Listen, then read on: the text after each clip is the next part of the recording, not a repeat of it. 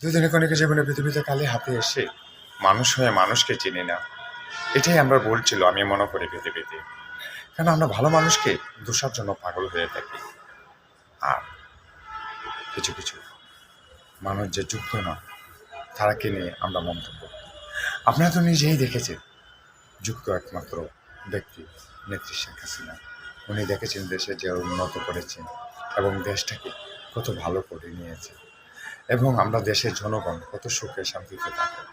আপনি প্রায় ঘরে গিয়ে দেখেন বঙ্গবন্ধু কন্যা শেখ হাসিনার কথা কতজনে আলাপ করে, বঙ্গবন্ধুর কথা কতজনে আলাপ করে। আজকে সেই মানুষটাকে আপনাকে আর দোষী বানিয়েছেন কেন?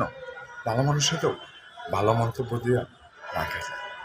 তা আপনারা যে আমরা সাধারণ জনগণকে নিয়ে আপনারা এত কিছু করেন, কিন্তু লাস্টে দেখেছেন আমরা সাধারণ জনগণের রাষ্ট্রের কত ক্ষতি করেছেন, এবং আপনারা নিজেই দেখেন কত চালাক এবং কত মানুষ মারা গিয়েছে, এরপরে রাষ্ট্র কত দিকে ঘুরিয়ে দেওয়া হয়েছে।